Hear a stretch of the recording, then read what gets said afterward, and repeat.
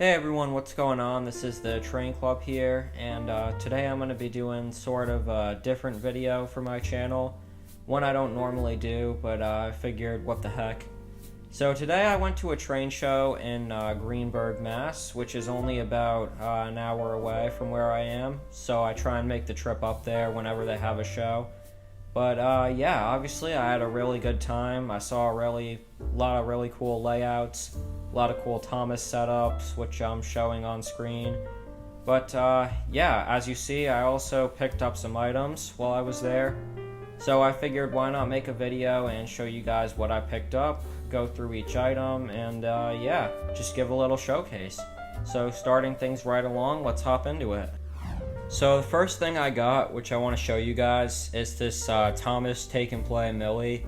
Now, as I already said, I don't really do these videos too often, but you know what? Why not show you guys the merch haul and start off with Millie here. So this Millie, I found it for around $10. I found it with another engine, which I'll be showcasing later, but yeah, this is a really nice item. This is the I'm not exactly sure which era this was. Maybe you guys can tell me, but it definitely was around when King of the Railway came out, because they didn't keep these magnets around for very long. These ones with the dual side magnets. But yeah, this is a really neat model, and I picked this up because I've never had a Millie ever, because they never made a Trackmaster one, so I never got one. And obviously I never got the wooden one. So I decided to pick this up because, yeah, I've never had a Millie before. And I have plans to do something with her, and honestly I'm not sure how I feel about making a Trackmaster one. I'm not really sure how that would come out and what I would use for it. I've seen a few people make them online, but you know, if I can pick up the die-cast one for pretty cheap, why not just get that? So yeah, my camera will focus here. I'll show you guys the model bit more. There you go. Yeah, it's a pretty good toy. This was definitely the good era of the die-cast trains. This might be the best era. Yeah, I really like how this looks. And yeah, that's Millie. Good face, good proportions. I like this model a lot. Glad I picked it up. And yeah, now I finally have a Millie. So let's get on to the next item. So the next item I got here was this. It's another Take and Play, but this was a later one. This is the Snowy Gordon. Now, this didn't come with a tender, but again, I got it for $10, and it came with another engine that I'll be showing later. Now, there's actually an interesting story about why I picked this one up. I remember going to Thomas Land, back when that was still a thing, and I saw this toy on shelves, and I thought it was really cool. I liked the look of it, but I didn't grab it, and I don't remember why. Maybe they were closing. And I regretted not getting it because I thought it looked cool. So I saw this today again, pretty cheap. So I figured why not pick it up. It's a neat toy. Doesn't have the tender, but maybe I'll find it someday. I'm not exactly a die-cast collector, but you know, this one has always kind of stuck out to me. I don't know if this was a part of a line, like if they did a snowy variant of all the engines, but no, this one just looks really cool. Again, this was back when they still had the magnets on the toys. This is probably the last good era of the die-cast toys, when they had these magnets that kind of resemble the ones on the wooden toys.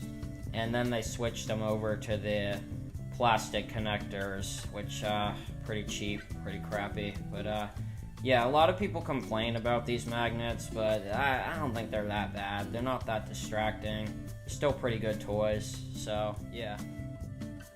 So the next item I picked up was this candy cane car. And as I was just saying, this is the model that came in the bag with the Snowy Gordon. So I got both of these for $10. And yeah, it's pretty neat. I'm pretty sure this was part of an earlier setup, which whether it came in a pack or a playset. But yeah, it's definitely not the same as the Gordon right over there, because it has it has the original dual magnets. Yeah, it's pretty cool, pretty cute. I like the design, the Christmassy vibe on this one. Yeah, I don't really have too much to say. Pretty nice toy. So the next model I picked up was this Takealong Paxton, or Take and Play, if you will. I've come to notice, I never really followed these that much, but there are so many different eras of these, the die-cast ones. Like, if I bring Millie up over here, I even still, like, these have the same connectors, but they still have different styles. Like, this one has, like, holes in the center of the wheels. These ones don't, which is why I thought this was the original, the Takealongs. But I remember they also rebranded it into Take and Play, and they still have these magnets. So yeah, what actual like specific era this is from is beyond me, but it was still a neat model. I got this from the kid who was literally giving these away. Like, I think they were like $1 each. Paxton was the only one I really liked or really felt like getting, but yeah, it's still a cool toy. Never had the die-cast Paxton, never had many Paxton toys, so yeah, I thought I would get this one, especially because of the price. So yeah, there you go. So the next two items I got, and I'm going to show these two together because I got them in the same bin, and they are the Ertl, Sir Handel, and Peter Sam. I originally, when they were sold together, I don't know why, I thought they were Stuart and Falcon when I first picked them up, because I'm pretty sure that Ertl had like a lot of variants, and I'm pretty sure they made Stuart and Falcon, but these are actually the Sir Handel and Peter Sam. They were $5 each. This one's a little beat up, but you know what, who cares? And I don't have the Trackmaster Sir Handel and Peter Sam, so I thought, you know, when I saw them together, and I was like, why not pick these up and at least have these two?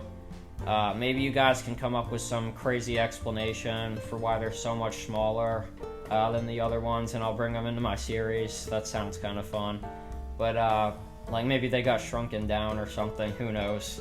But, yeah, these are, it's amazing to look at these toys compared to, like, the newer ones. Like, even, like, the bringing in Paxton here, for an example, like, even next to these ones, it's just, man, they drastically change these things, like, all the time. But, yeah, they're both pretty cool. I'm glad to have these, and, yeah, I don't really have too much to say. They're neat models. So, let's get on to the next item. So, the next one I'm going to showcase is this Takealong Rocky.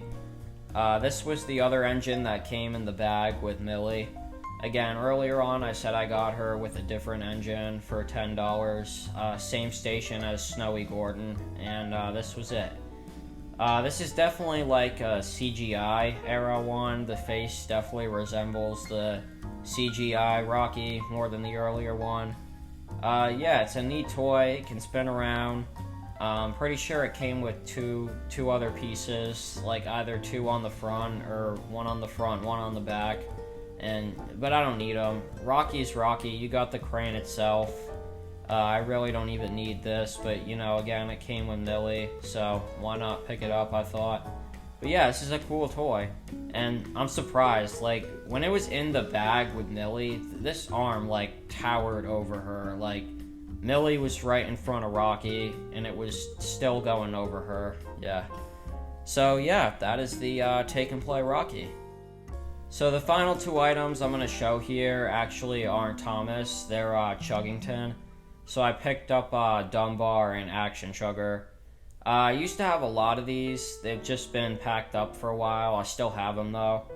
I had a lot of these die-cast ones with the blue connectors, and I realized that I had almost all of them in the set. These two were some of the last ones I didn't have, and again, they were dirt cheap. I think they were like $5 each, so I picked them up. This one was new in box, and this one was just Action Chugger, so yeah, I gotta have Action Chugger. Definitely a necessity, indeed. So yeah, these are pretty cool toys. This one, the doors flip up. I'm pretty sure there's supposed to be like wings, like he's flying. Got to have been at least a decade since I've seen Chuggington, so forgive me. But yeah, this is still a pretty cool toy. And Dunbar, of course, I definitely remember him in the show, but I never got around to getting him when I was younger. So yeah, those are the two Chuggington toys. So yeah, guys, thank you very much for watching this video. Again, I don't do these that often, but if you'd like to see more of this kind of stuff, definitely drop a like, a comment, subscribe, and thank you for watching. And One more thing I want to say before I end this video off is I want to give a shout out. Today I had the pleasure of meeting a really nice guy named Chance Productions. I'm showing his channel here. Link is in the description. But yeah, really nice guy. We had a good conversation about Thomas merch and stuff. And yeah, please go subscribe to him. He's really cool. So yeah, that's pretty much the video. Reminder that my Saturday morning shorts are going to be starting weekly next Saturday, March 30th at 11 a.m. So don't miss it. Thanks for watching, and bye for now.